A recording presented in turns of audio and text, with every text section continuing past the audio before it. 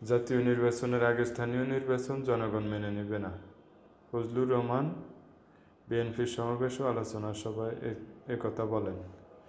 আমাদের কিশোরগঞ্জ জেলা প্রতিনিধি মোহাম্মদ আলামিনের তথ্য ভিডিওচিত্রে দেখুন বিস্তারিত। জাতীয় নির্বাচনের আগে স্থানীয় নির্বাচন জনগণ মেনে নেবে না। দ্রুত নির্বাচন দিয়ে জনগণের ক্ষমতা জনপ্রতিনিধিদের হাতে হস্তান্তর করতে হবে। বুধবার 19 ফেব্রুয়ারি বিকেলে জেলা শহরের পুরাতন স্টেডিয়ামে নিত্য প্রয়োজনীয় পণ্যের মূল্য সহনীয় পর্যায়ে রাখা, আইনশৃঙ্খলা পরিস্থিতি উন্নতি এবং দ্রুত গণতান্ত্রিক যাত্রাপথে উত্তরণের জন্য নির্বাচনী রোডম্যাপ ঘোষণার দাবিতে কিশোরগঞ্জে জেলা বিএনপির সমাবেশে বিএনপি চেয়ারপারসন বেগম খালেদা জিয়ার উপদেষ্টা অ্যাডভোকেট ফজলুর রহমান প্রধান অতিথির বক্তব্যে একথা বলেন। তিনি আরও বলেন, নির্বাচন বানচালের জন্য দেশি বিদেশি চক্রান্ত চলছে, তাই আগামী ডিসেম্বরের মধ্যে জাতীয় নির্বাচন দিতে হবে। কিশোরগঞ্জ জেলা বিএনপির সভাপতি শরীফুল আলমের সভাপতিত্বে জেলা বিএনপির সাধারণ সম্পাদক মাজহারুল ইসলামের সঞ্চালনায় সমাবেশে বক্তব্য রাখেন জাতীয় নির্বাহী কমিটির সহ সাংগঠনিক সম্পাদক শাহ ওয়ারেজ আলী মামুন, ময়মনসিংহ মহানগর বিএনপির যুগ্ম আহ্বায়ক আবু ওয়াহাব আকন্দ, জেলা বিএনপির সহসভাপতি ও বিভাগীয় স্পেশাল জাজ রেজাউল করিম খান সুন্নু সাহেব, সহসভাপতি মিসেস লাইলা বেগম, কিশোরগঞ্জ জেলা বিএনপির সহসভাপতি শেখ মুজিবুর রহমান ইকবাল সহ স্থানীয় বিএনপি ও অঙ্গ সংগঠনের নেতাকর্মী উপস্থিত ছিলেন।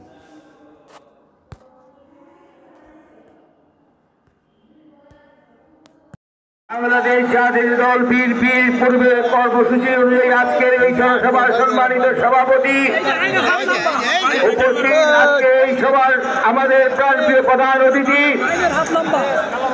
উপস্থিত জনাব শরীফুল আলম, আজকের সভার প্রধান অতিথি বিএনপি চেয়ারপারসনের সম্মানিত উপদেষ্টা বীর মুক্তিযোদ্ধা জনতা জনাব ফজলুর রহমান, বিশেষ অতিথি মহসিমা বিভাগীয় সহসাংগঠনিক সম্পাদক জনাব আবু ওয়াহাব আকন্দ সহ জেলা বিএনপির সংগ্রামী নেতৃবৃন্দ, অঙ্গ সহযোগী সংগঠনের সম্মানিত নেতৃবৃন্দ এবং বিভিন্ন স্থান থেকে আগত সম্মানিত নেতৃবৃন্দ এবং সহকর্মীবৃন্দ, সংগ্রামী বন্ধুরা, চক্রান্ত অতীত হয়েছে, চক্রান্ত চলছে বিএনপিকে নস্যাৎ করার, শহীদ জিয়ার আদর্শকে নস্যাৎ করার, বিএনপিকে খণ্ড বিখণ্ড করার চক্রান্ত দীর্ঘদিন যাবৎ চলে আসছে, আজও এটা চলমান। কিন্তু আমাদের সবচেয়ে আনন্দের বিষয় হলো কোন চক্রান্ত এই পর্যন্ত সফল হতে পারে নাই। আজকে যে 5ই আগস্ট ফ্যাসিস্ট শেখ হাসিনার পতন হয়েছে, এই পতন একদিনে হয় নাই।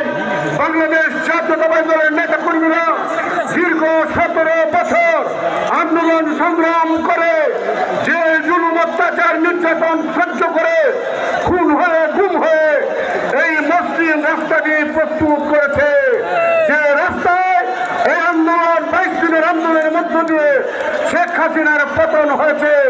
আমরা বিশ্বাস করি অনেক ষড়যন্ত্র হয়েছে, অনেক চেষ্টা হয়েছে, অনেক চক্রান্ত হয়েছে বাংলাদেশ জাতীয়তাবাদকে খণ্ড বিখণ্ড করার জন্য। কোন চক্রান্ত সফল হয় নাই। ইনশাআল্লাহ বা বিএনপির বিরুদ্ধে ভবিষ্যতে কোন চক্রান্ত সফল হয় না। ভাইরা আমার, সংস্কার হলো একটি চলমান প্রক্রিয়া, সংস্কার আজীবন হবে, আজীবন চলবে। আমরা চাই একটি নির্বাচিত সরকারের হাতে, একটি অবাধ এবং সুস্থ নির্বাচনের মাধ্যমে একটি নির্বাচিত সরকারের হাতে ক্ষমতা হস্তান্তরের মধ্য দিয়ে আবার বাকি সংস্কার কাজ সম্পন্ন হবে। আমি আজকে দূর দূরান্ত থেকে এসেছেন, সবাইকে জেলার পক্ষ থেকে আন্তরিক অভিনন্দন ও শুভেচ্ছা জানাই। সবাইকে ধন্যবাদ জানিয়ে আমার বক্তব্য শেষ করছি। হোসেনপুর পৌর বিএনপি শফিকুল হকের নেতৃত্বে বিশাল মিছিল হয়েছে। আমি সবাইকে মিছিলের পক্ষ থেকে, মঞ্চের পক্ষ থেকে স্বাগত জানাই। ধন্যবাদ সবাইকে।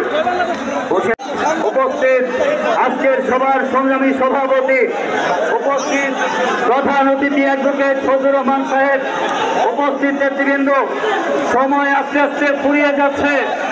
টানা কানাই স্টেডিয়াম পূর্ণ হয়ে যাচ্ছে। এখানে আমাদের প্রধান অতিথি নেতৃবৃন্দের বক্তৃতা শুনবেন। বাস্তবতায় বলতে চাই, বাংলাদেশের 16 কোটি মানুষ 70 বছর আন্দোলন শুরু করেছে শুধু মানুষের অধিকার আদায়ের জন্য, বাংলার মানুষের ভোটের অধিকার প্রতিষ্ঠার জন্য। এই ভোটের অধিকার প্রতিষ্ঠার জন্যই ইলিয়াস আলী, চৌধুরী আলম মুক্ত সাহিত্যে রক্ত দিয়েছে। আমি মনে করি বাংলাদেশে যারা সংস্কার বলে কথা বলতে চান তাদেরকে উদ্দেশ্য করে আমি বলি, বাংলাদেশে শেখ হাসিনা পলায়নের মধ্য দিয়েই বাংলাদেশে সবচেয়ে বড় সংস্কার হয়ে গেছে। শেখ হাসিনা ভাইকে পালাইছে, পালানোর মধ্য দিয়েই আমাদের কাছে মনে হয়েছে একটা সুস্থ নির্বাচন বাংলাদেশ অনুষ্ঠিত হবে। এই নির্বাচন ডক্টর ইউনূস করেছে আগামী ডিসেম্বরে বাংলাদেশ অনুষ্ঠিত করবে। আমরা তাকে উদাত্ত করতে আহ্বান জানাই। আপনি ডক্টর ইউনূস সম্মানিত মানুষ, আপনাকে আমরা সেলুট করি। আপনি আপনার কথা মতে আগামী ডিসেম্বরে বাংলাদেশের 16 কোটি মানুষের ভোটের অধিকার প্রতিষ্ঠার আহ্বান জানিয়ে আমি আমার বক্তব্য এখানে শেষ করছি। আল্লাহ হাফেজ। বাংলাদেশ জিন্দাবাদ। শহীদ জাহাঙ্গীর হোক, তারুণ্যের অহংকার, রাষ্ট্রনায়ক তারেক রহমান জিন্দাবাদ। সবাইকে ধন্যবাদ। বিসমিল্লাহির রহমানির রহিম। দ্রব্যমূল্যের দাম সহনীয় পর্যায়ে রাখার দাবিতে অবনতিশীল আইন শৃঙ্খলা পরিস্থিতির উন্নতির লক্ষ্যে দেশের বিরুদ্ধে ফ্যাসিবাদীদের ষড়যন্ত্র প্রতিবাদে দ্রুত গণতান্ত্রিক পন্থায় রাষ্ট্রকে নেওয়ার লক্ষ্যে অতি দ্রুত রোডম্যাপ ঘোষণার দাবিতে জাতীয়তাবাদী দল কেন্দ্রীয় কমিটির পক্ষ থেকে আব্দুল্লাহ পুরাতন স্টেডিয়ামের এই জনসমাবেশের সম্মানিত প্রধান অতিথি, কিশোরগঞ্জের কৃতি সন্তান, বিএনপির চেয়ারপারসনের অন্যতম উপদেষ্টা, কাউন্সিলের অন্যতম উপদেষ্টা, আমাদের শ্রদ্ধেয় বড় ভাই, অত্যন্ত প্রখর বক্তা, প্রখ্যাত আইনজীবী অ্যাডভোকেট ফজলুর রহমান ফজলু ভাই, মঞ্চ উপবিষ্ট আমার সহকর্মী সহযোদ্ধা, আজকের এই জনসভার বিশেষ অতিথি, বিএনপি জাতীয় নির্বাহী কমিটির অন্যতম সহ সাংগঠনিক সম্পাদক, ময়মনসিংহ মহানগর বিএনপির সিনিয়র যুগ্ম আহ্বায়ক জনাব আবু হাবা খন্দ, জাতীয় নির্বাহী কমিটির সম্মানিত সদস্যবৃন্দ, জেলা বিএনপির গুরুত্বপূর্ণ নেতৃবৃন্দ, জেলা বিএনপির সাধারণ সম্পাদক সহ বিভিন্ন পর্যায়ে সহসভাপতি, ভাইস প্রেসিডেন্ট,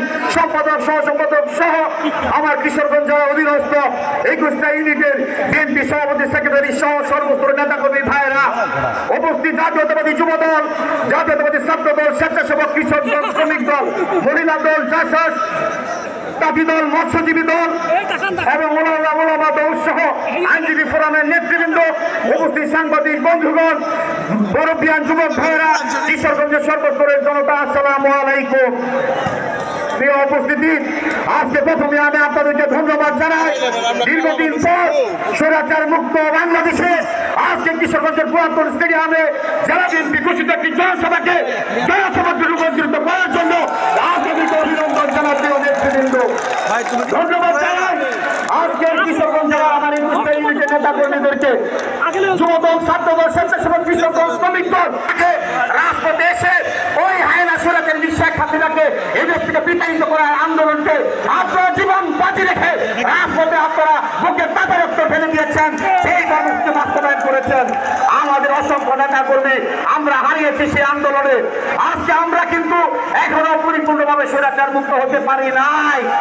আজকে আমাদের সমাবেশ দ্রব্যমূল্যের দাম সহনীয় পর্যায়ে রাখতে হবে, জনগণের ক্রয় ক্ষমতার মধ্যে রাখতে হবে। এখনো আমরা সেই কাঙ্ক্ষিত দ্রব্যমূল্যের দাম এখনো জনগণের ক্রয় ক্ষমতার মধ্যে রাখতে পারি নাই।